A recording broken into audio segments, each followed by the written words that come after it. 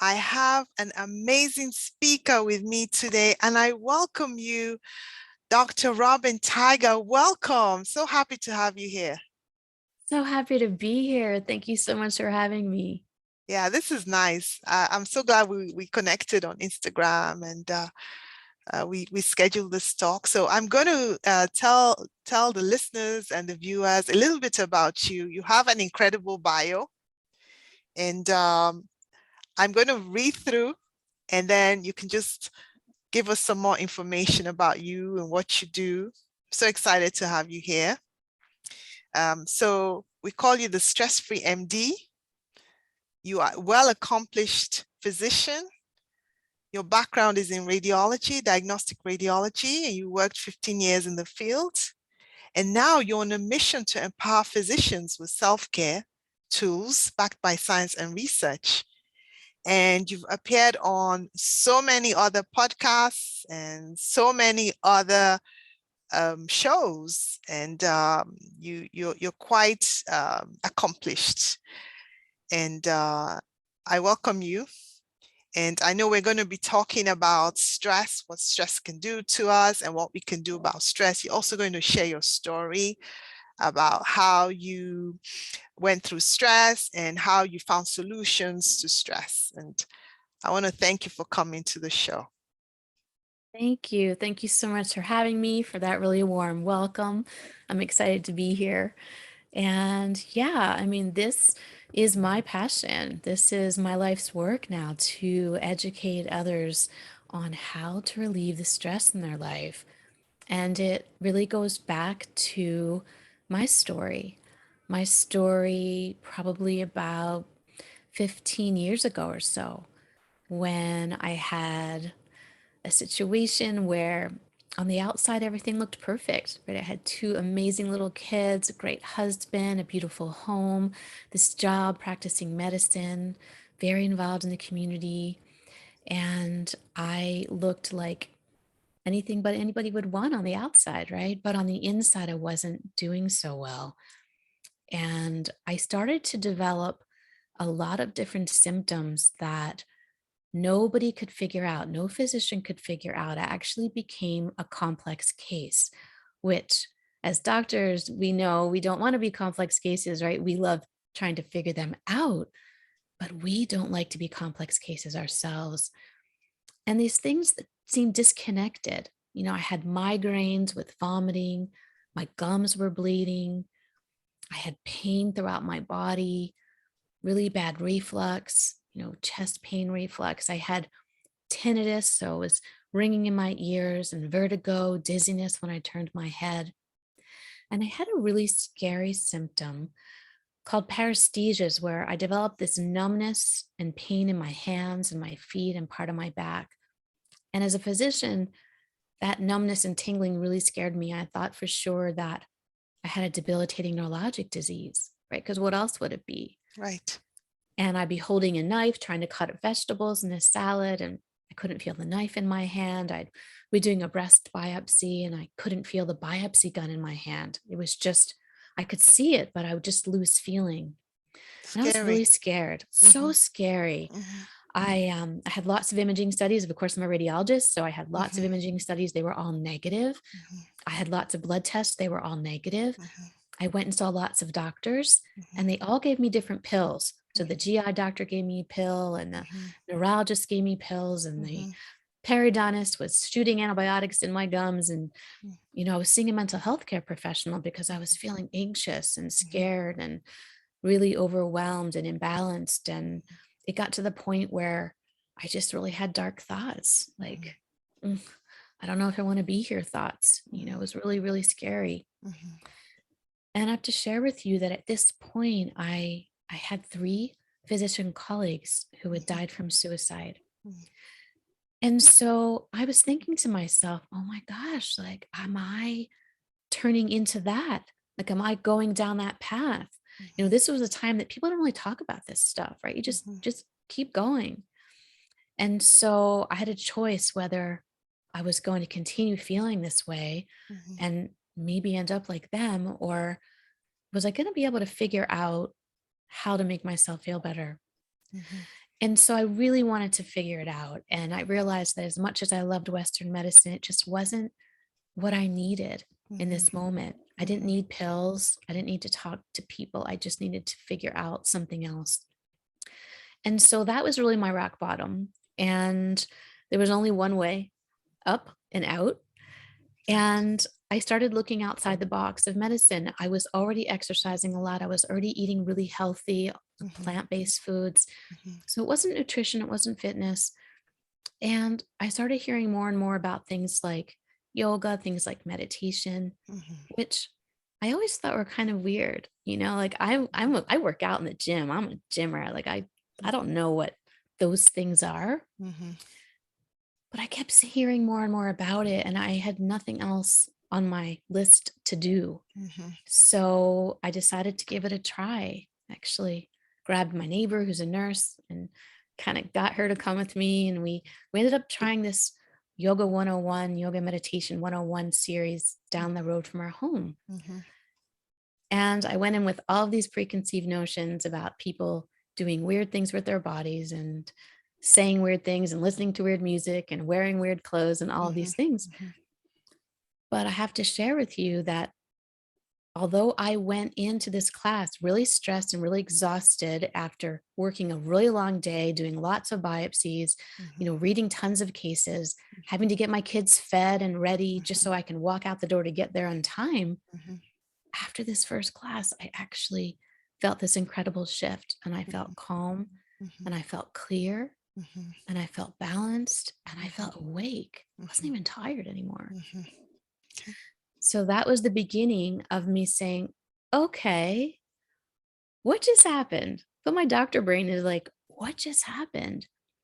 Why am I starting to feel better? Mhm. And that was the beginning of me realizing what I needed to do. So this shift and clarity that you described, this happened just after one yoga class? Yeah, Yeah. yoga meditation, one class. It was really informal. It was led by a professor of anthropology who Mhm, just had a great way of keeping it Q&A, really open. It wasn't weird. It mhm, wasn't any of the things I thought it was going to be. mhm, And I felt this unbelievable shift. mhm, Unbelievable. And I kept going to the series and then I continued on and kept taking more classes. And my left brain just wanted to unpack mhm, what was happening. mhm, And so I dove into the medical literature and I found out that there were many, many articles mhm. documenting the benefits of what I was experiencing. And it was basically based on our physiology and that our autonomic nervous system, which is composed of the sympathetic and parasympathetic components, the stress response and the relaxation response, Mhm. that it was imbalanced and I was Right. very dysregulated. And when I learned how to come into homeostasis or balance, I felt better. And my symptoms that I described to you over time started to get better. And wanting to dive into more studies, I first studied to be a yoga teacher just because I wanted to learn more. And then I learned about the field of yoga therapy, which was a 3-year certification. So it was a 200-hour base training and then 1,000 more hours Mhm, so that I could dive deeper and understand what was going on. And with that and the meditation training, all the symptoms I described to you went away. Wow. Everything, even the dark thoughts, even the paresthesias, everything went away completely. And so what I realized was that the diagnosis that no doctor was making was simply that I was suffering from a severe case of chronic stress. Wow. And that chronic stress was showing up in my body in this way, in my mind. So the chronic stress had basically shifted your mind completely to a state of illness, Yeah. illness that no one could really pinpoint, despite the fact that you are a radiologist, so you had access to imaging. So I'm sure you had all kinds of MRIs and CAT scans and ultrasounds. And in spite of all of this, nobody could really pinpoint your diagnosis, and they kept putting you on all kinds of pills. And finally, you got this moment of clarity when you went to a yoga class. That's powerful. Yeah. It was, I just felt better. And then, using our doctor brain, our left brain, I needed to know why. Mhm. What just happened? Mhm. What continues to happen? Mhm. Why am I starting to feel better? Mhm. None of the pills worked. Talking to a mental health care professional didn't work. Mhm. So that was the beginning of me understanding the body piece of what Mhm. was going on. Mhm. After that, I started to work with thoughts and I learned life coaching skills. And that was so incredibly helpful that I became certified as a life coach. And Mhm. so my unique approach to stress relief is actually a bottom up approach, which is really learning how to work with our physiology and bringing that into equilibrium or balance. And then a top down approach, which is how do we work with our mind and our thoughts? Mhm. And that's how I educate others on what I learned. Mhm. Oh, that's very interesting. So you wear so many hats. You do a lot of things. Tell me a bit more about some of the other work you do in this field. Yeah, so I spread it wherever I can, Mhm. placing it wherever I can. And so I created several CME accredited programs. I have one main program called RX Inner Peace, a physician's guide for self-care, where I teach physicians how to write their own prescription for self-care, including in the bottom up approach, the Mhm. physiology Mhm. approach, like what do they need to learn to balance their autonomic nervous system and to Right. create that homeostasis Mhm. with combined with live coaching, group and private. Mhm. I have a podcast called the Stress Free MD podcast where I love to share short actionable tools Okay. on how to relieve stress and what you can do right there as soon as you're listening and after. Mhm. And, I also do private coaching, one on one for people who prefer that individualized approach. Mhm. For people who aren't physicians who said, what about me? What about me? I Mhm. created 6 additional programs that are open to the general population and other healthcare professionals. Mhm. And then organizations reach out to me and I create programming for them. So currently, the American College of Lifestyle Medicine has reached out and they've appointed me lead faculty and subject matter expert in stress management.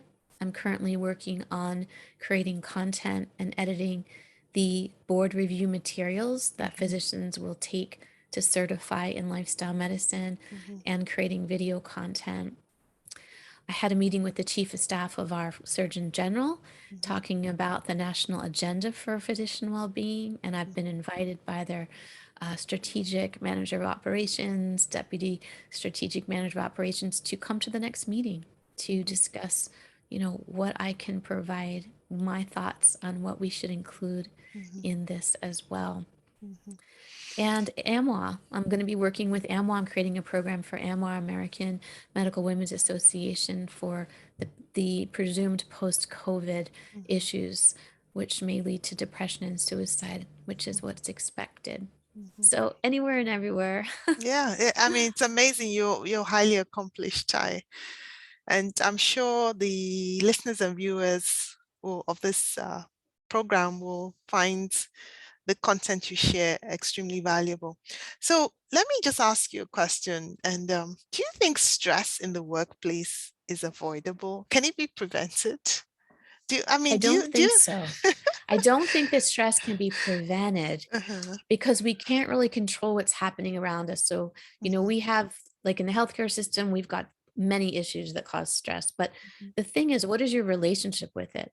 So, when you're feeling stressed, what do you do? Mhm. Because stress is really, really damaging. It's very Mhm. dangerous for us to walk around feeling stressed all the time. Mhm. And that's because chronic stress has been shown to cause most of the illnesses in our country and in the Mhm. world, really. Mhm. Hypertension, diabetes, heart disease, Mhm. stroke, cancer progression and growth. Mhm. And it even decreases our longevity, decreases how long we live, Mhm. because research has shown that chronic stress prematurely shortens our telomeres, those protective ends of our chromosomes, which determine how long we're going to live.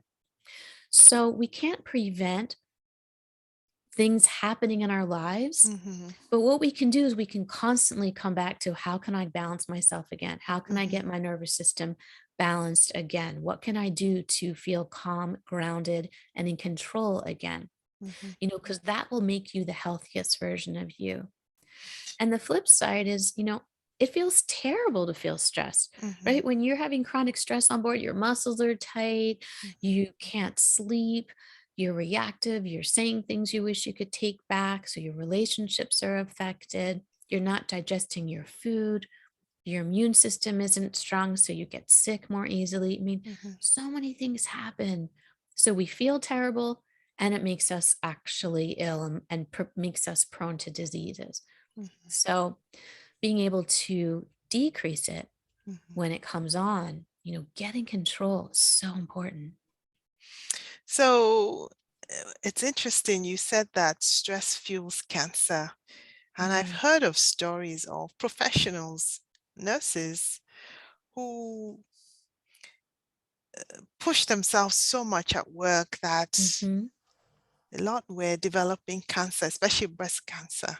mm, And it became quite a thing. I think a group of nurses decided they were going to try to raise awareness because it was becoming quite common mm. in the African community, especially. So I think the thing is, stress creates actual physiological response. So it pushes our hormones. Hormones like cortisol can make tumors grow and can cause diabetes. And so I think if we respond to stress in a negative way, it might also heighten the increase of cortisol. Am I making sense, or is that? Yeah, so if we don't decrease the stress, we'll have all of this cortisol Mhm. doing bad things. You know, I Mhm. like to think of it as the big bad wolf. It's just like, Mhm. you know, it wreaks havoc on Mhm. our bodies and therefore our minds, and it Mhm. makes us really sick. So yeah, you know, we're chronically stressed. Other things are happening, like sugars and fats are being mobilized all of the Mhm. time because our body thinks it needs, your brain's telling our body we need immediate energy, Mhm. but we don't, right? Mhm. So all of these fats and sugars are being mobilized and we're getting, quote, like sticky blood, and we're making plaques, and that makes it hard Right. for our blood to get through, and that's why things like strokes and heart attacks happen, right? Mhm. Mhm. So we have become insulin resistant, right? Mhm. There's lots of things that happen on the inside. People gain weight Mhm. because we have all this fat and we're Mhm. depositing fat, and Mhm. we're craving junk food, right? Mhm. Because when you're stressed, you're not craving celery, right? Right. You need immediate energy. So you're craving things like sugars and chips and all the carby stuff, right? Mhm. So it can make us really, really sick. So yeah, all that cortisol is Mhm. very, very dangerous Mhm. to be floating around in our bodies.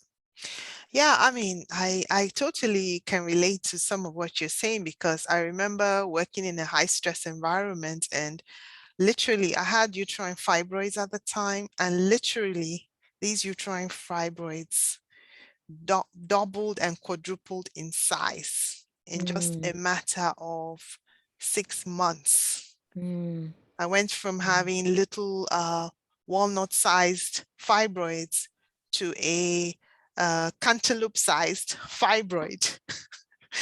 Wow. So you're right about the stress, and it was funny because I recall going to one of these ACP conferences and being given a sample, it was a saliva test of some company that was um, giving out a saliva test, a sample test. And at the time when it was a freebie for us. And I was so surprised because my cortisol level came back so high. And that was around the time these uterine fibroids literally um, doubled or quadrupled in size. So everything just makes sense. When I look back, at the time, you don't really kind of understand what you're going through because it's like fight or flight type of response. You just keep going. You're trained to keep moving. But when Yeah. you think back and you say, wow, now it all makes sense why these uterine fibroids grew. And you see this very commonly in women who are stressed out, and then, they're stressed out, and the next thing they start getting sick, they're bleeding because the fibroids grew so large, and everything just sort of centers in around that stress response. Really makes sense, right? Because I'm just imagining, that we have all this inflammation in our bodies just, floating around from all the stress. And when we're stressed, our immune system, as I mentioned earlier, shuts down because there are certain systems in our body that are not needed in an emergency situation. But when we're not in an emergency, our bodies don't know the difference. Our brain doesn't know the difference. So the same Mhm, systems shut down. That's why, think about college students. They all get sick around finals, right? mhm. They all get sick around finals. Yes. And why do they all get sick around finals? Because they're exhausted, they're run down, they're stressed out, their immune systems shut down, right? So they all get the flu or the GI bug or whatever. They don't get it first day of school. That They're is all so sick true. around the stressful time. So that's what happens. You can think about it. So we tend to get sick when we've got chronic stress on board. Yeah, that is so true. In fact, now I just remember, around the time of exams, we have something, we call it exam fever. Because yes, Ah. we call it exam fever because so basically during the exams, most people Mhm, tend to, fall ill, and then we call it exam fever kind of mhm. sort of Yeah. thing. So yeah. So this has been really good. I've enjoyed this conversation, actually. It's really been great. Um, so give us one pearl, give the audience one pearl of wisdom that you would like to share, and tell us where we can find you. Um, if someone wants to reach out to you, where can they find you? Yeah, well, I'd like to share one pearl would be that you are all born, we are all born with the innate ability to feel better anytime we want to. Mhm, We just have to learn how, that there are lots of tools that we can use to allow ourselves to calm down, to feel in control, to really regulate our nervous system and to manage our thoughts. But we just need to learn how.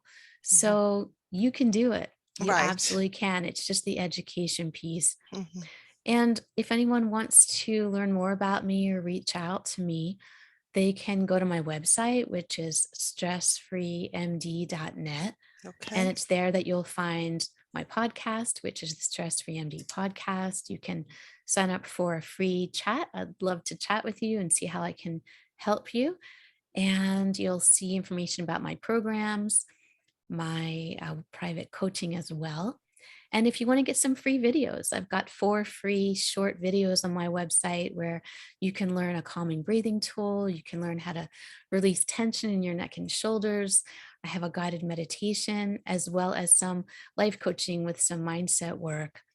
All over social media. If you want Mhm. to find me on LinkedIn, Facebook, Twitter, Instagram, I'm all over social media. So, whatever your favorite platform is, reach out, say hi, let me know how Okay. I can support you. Okay, so Robyn, thank you so much.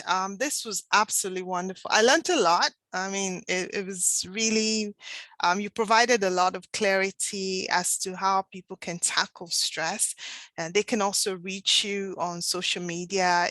Your website is stressfreemd.net. You also have a podcast, and you're on LinkedIn, Twitter, you're on Instagram. I know I follow you on Instagram. And I want to thank you so much for taking part in this podcast. And it's also going to be on YouTube. And I look forward to more conversations. This was absolutely wonderful. I learned a lot from this today. Thank you. So It's really an honor being here. Thank you so much for having me. thank you. So have a wonderful evening. You too. Okay, bye.